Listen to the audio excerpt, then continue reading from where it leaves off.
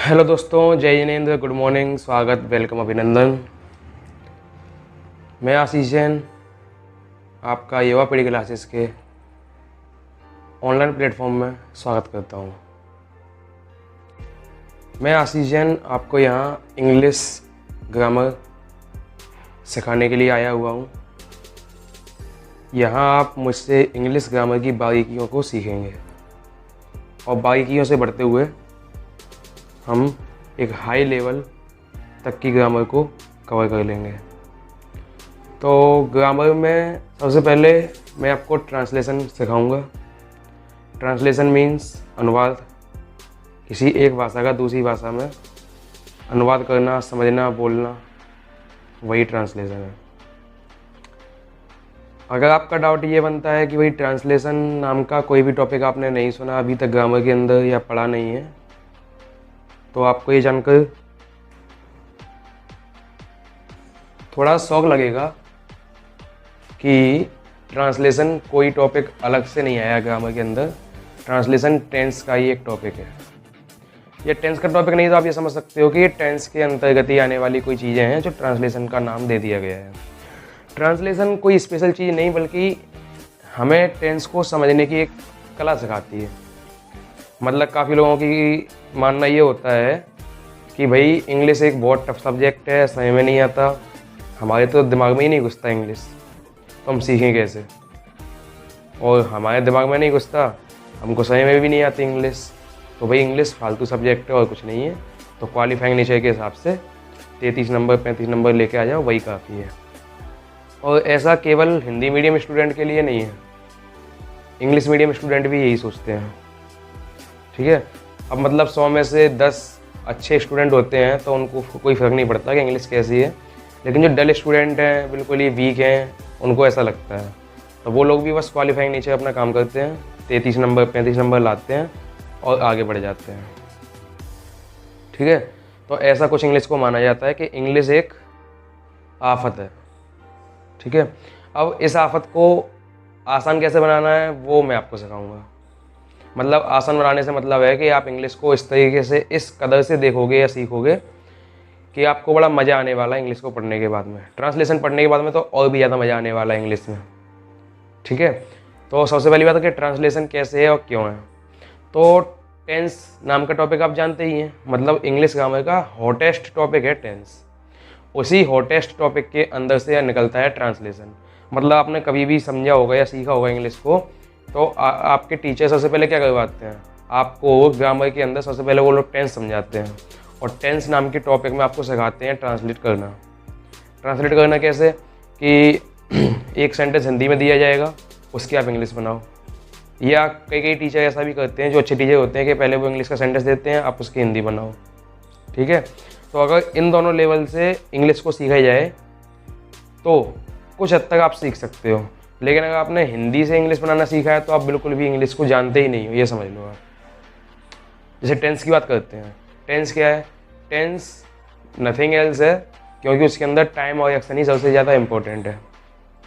ठीक है, मतलब टेंस को अगर आप जानना चाहते हो तो टेंस के लिए ये कहा जाता है या बताया गया है, जो मैंने अपने हिसाब से सर्च करके बनाया है, कि time plus action equal to tense. मतलब जहाँ पर टाइम की बात की जाए और एक्शन भी बताया जाए तो उन दोनों को मिलाने वाले जो सेंटेंस बनते हैं उन सेंटेंस को टेंस कहा जाता है। बात समझ में आई? मतलब टाइम और एक्शन जब दोनों चीज़ें होंगी तब जाकर टेंस तैयार होगा।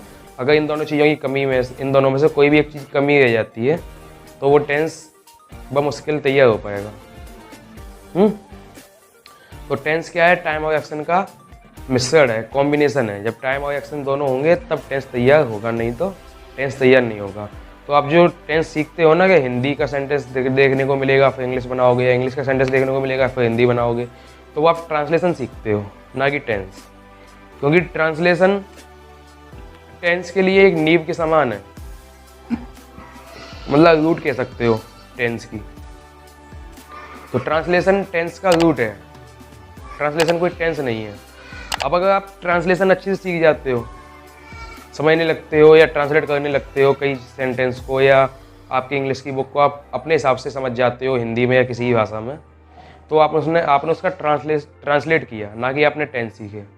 तो ट्रांसलेशन जब आप सीख जाते हो ना, फिर आता है टेंस। अभी डायरेक्ट टेंस नहीं आएगा, ये ध्यान रखना। अगर आपको कोई टीचर टेंस सिखाता है डायरेक्ट, तो वो आपको टेंस नहीं सिखा रहा है, बेवकूफ़ बना रहा है ट्रांसलेशन के नाम पे। तो टेंस तब आता है जब आप ट्रांसलेशन सीख लेते हैं। तो पहले आप ट्रांसलेशन सीखो बड़े अच्छे से, और ट्रांसलेशन सीखने के बाद में फिर नंबर आता है टेंस का। तो आप ये मत समझना कि टेंस में केवल चीज़ों को या बातों को ट्रांसलेट करना ही टेंस हो जाता है। टेंस होता है टाइम और एक्शन का कॉम्बिनेशन, ठीक है।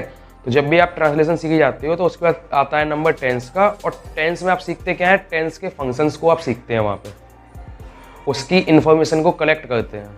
तो जब आप टेंस की इन्फॉर्मेशन को कलेक्ट करते हैं, टेंस के फंक्शंस को सीखते हैं, तब आपका टेंस का चैप्टर कंप्लीट होता है। वो भी तब जब आप उसको बहुत अच्छे से सीख लेते हैं तब, ठीक है। तो टेंस केवल किसी भी सेंटेंस को ट्रांसलेट करना नहीं होता, टेंस एक कॉम्बिनेशन होता है टाइम का और एक्शन का, और उसके अंदर कई सारे फंक्शंस सीखे जाते हैं, कई सारी इन्फॉर्मेशन को इकट्ठा किया जाता है, तब हम टेंस को सीख पाते हैं। तो अगर आपके माइंड में ऐसा कुछ चलता है कि हमने किसी एक हिंदी वाले सेंटेंस को उठाकर इंग्लिश में ट्रांसलेट कर लिया, तो फिर मतलब ये हुआ कि वो आपने ट्रांसलेशन सीखा, ना कि टेंस। टेंस सीखने के लिए आपको ट्रांसलेशन के हद से गुजरना पड़ेगा। मतलब सबसे पहले ट्रांसलेशन सीखना पड़ेगा, फिर ट्रांसलेशन सीखने के बाद में टेंस के अंदर के फंक्शंस को, उनकी इन्फॉर्मेशन को सीखना पड़ेगा, तब आप टेंस नाम का चैप्टर क्लियर कर पाते हैं, सीख पाते हैं। अगर इतना नहीं कर पाते, मतलब टेंस के अंदर के जो फंक्शंस होते हैं उनको नहीं सीखते, टेंस के अंदर की इन्फॉर्मेशन होती है उनको नहीं सीखते, तो आप मतलब टेंस भी नहीं सीखते, ठीक है। तो टेंस अगर सीखना है तो सबसे पहले ट्रांसलेशन सीखो, ट्रांसलेशन के बाद में टाइम और एक्शन का कॉम्बिनेशन तैयार रखो, फिर जाके उसके फंक्शंस पे काम करो, उनकी इन्फॉर्मेशन पे काम करो। जब आप फंक्शन और इन्फॉर्मेशन को बारीकी से समझ जाते हैं तो आप टेंस सीखने लग जाते हैं। तो सीधी सी बात यह है कि आप मेरे हिसाब से डायरेक्ट टेंस ना सीखें, टेंस सीखने से पहले ट्रांसलेशन कंप्लीट करें, ठीक है। पहले सीखें ट्रांसलेशन, उसके बाद में पढ़ेंगे टेंस। तो मैं जो आपको यहाँ सिखाने वाला हूँ या समझाने वाला हूँ, तो सबसे पहले मैं आपको ट्रांसलेशन करना सिखाऊंगा, इंग्लिश ग्रामर का ट्रांसलेशन कैसे होता है। उसके बाद मैं आपको टेंस को लेकर जाऊँगा, टेंस तक लेके जाऊँगा। फिर टेंस सीखने के बाद में आपके आगे के जो चैप्टर होते हैं कि इंग्लिश ग्रामर के अंदर models, question tag, narration, voice, और फिर पार्ट ऑफ स्पीच में जाके नाउन, प्रोनाउन, एडजेक्टिव, एडवर्ब, और जो भी एक्स्ट्रा जो भी टॉपिक होंगे, सारे के सारे टॉपिक मैं आपको यहाँ बैठ के बिल्कुल मक्खन मलाई की जैसा क्लियर करवा दूंगा। आपको बोझ भी नहीं लगेगा और आप सीखते भी जाओगे, ये मेरी गारंटी है। बस आपको करना इतना है कि मेरे साथ बने रहिए और मुझे सपोर्ट करते रहिए। सपोर्ट करने के लिए आप भी जानते हैं क्या करना पड़ेगा। सबसे पहले चैनल को करना पड़ेगा सब्सक्राइब, फिर वीडियो देखो, वीडियो अगर आपको पसंद आती है तो लाइक करो, नहीं आती है तो डिसलाइक कर दो, नो प्रॉब्लम, लेकिन कुछ ना कुछ तो आपका रिएक्शन होना चाहिए। इससे मुझे ये पता चलेगा कितने लोगों ने मेरी वीडियो को पसंद किया और कितने लोगों ने नापसंद किया। अगर नापसंद किया तो उसकी वजह क्या रही होगी, तो मैं उस चीज़ पे काम करूँगा, उस चीज़ को फिर और बेहतर बनाऊँगा, ताकि आप लोगों को वो वीडियो ज़्यादा से ज़्यादा अच्छी लगे और ज़्यादा से ज़्यादा सीखने को मिले, ठीक है। तो आप मेरी वीडियो को लाइक करना, अच्छी नहीं है तो डिसलाइक करना। कोई भी कमी है या कुछ भी आपको लगता है जो बताना चाहिए या पूछना चाहिए, तो आप सीधे कमेंट बॉक्स में जाकर अपनी बातें कह सकते हैं, ठीक है। उसके बाद में आपको लगता है ऐसा कि भाई मेरे दोस्त, मेरे यार, मेरा भाई, मेरी बहन या और भी कोई जो आपके रिलेटिव्स हैं, उनको भी ये चीज़ें सीखनी चाहिए, ये बातें पता होनी चाहिए, तो आप उनके साथ भी मेरी वीडियो को शेयर कर सकते हो। तो आपका सपोर्ट बस इतना ही है, या आप मेरी फीस मान लो इतनी सी गुरु दक्षिणा के फॉर्म में कि मेरी वीडियो को लाइक करो, दोस्तों के साथ शेयर करो और चैनल को सब्सक्राइब, और दोस्त जो आपके दोस्त हैं उनसे भी कहो कि वो लोग भी मेरा चैनल सब्सक्राइब करें और दूसरे लोगों तक पहुँचाएँ। इससे मेरी भी हेल्प होगी, आपके भी काम होंगे, आप भी जल्दी से ग्रामर सीखोगे और मैं आपके ऐसे कई लोगों को ग्रामर सिखा पाऊँगा, ठीक है। छोटा सा मैसेज यही है कि आप मेरा भला करो, मैं आपका भला करूँगा।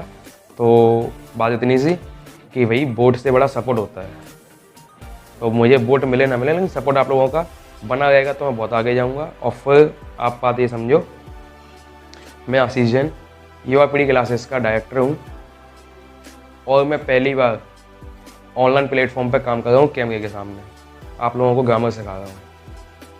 मुझे नहीं पता कि कैसे मैं कैमरे के सामने बोल पाऊँगा या नहीं बोल पाऊँगा, अच्छे से आपके सामने प्रेजेंटेशन दे पाऊँगा या नहीं, लेकिन अगर आप लोगों के साथ बना रहेगा तो इतना भरोसा है कि अगर अभी मैं हेजिटेशन के साथ काम करता हूँ तो धीमे धीमे आप लोगों की वजह से, आप लोगों के साथ की वजह से हम सब मिलकर एक हौसलों की उड़ान जरूर भरेंगे इसी प्लेटफॉर्म से, युवा पीढ़ी क्लासेस।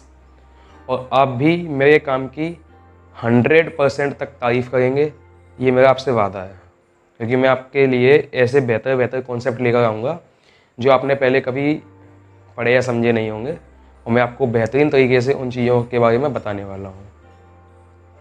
तो बने रहिए मेरे साथ और कीजिए चैनल को सब्सक्राइब। और आज की वीडियो में यहीं तक रोकता हूँ। अगले वीडियो में आप ट्रांसलेशन के चैप्टर को देखेंगे और उसके मामलों को समझेंगे, और फिर ट्रांसलेशन के बाद में हम बात करेंगे टेंस की। तो आपका बहुत ज़्यादा स्वागत है, आपके पड़ोसियों का, आपके दोस्तों का, आपके रिश्तेदारों का, सबका स्वागत है मेरे चैनल पर। आपके यहाँ जो छोटा बच्चा है, 2nd class, 3rd class, 4th class से लेकर और जो हाई लेवल तक की पढ़ाई करने वाले हैं, हाई स्टैंडर्ड की पढ़ाई करते हैं, जैसे 12th या उसके बाद में कॉलेज या कॉम्पिटिशन तक के एग्ज़ाम देते हैं, उन सभी के लिए एक साथ लेकर चलने वाला हूँ। आप छोटे से छोटा और बड़े से बड़ा बच्चा यानी स्टूडेंट भी लेकर आ सकते हो। बूढ़े से बूढ़े जो अंकल या आंटी हैं वो भी अगर सीखना चाहते हैं तो इन चीज़ों को बहुत बारीकी से, बहुत आसानी से सीख सकते हैं मेरे साथ आके। तो आज के लिए इतना ही, मिलेंगे अगले वीडियो में। Thank you, bye bye.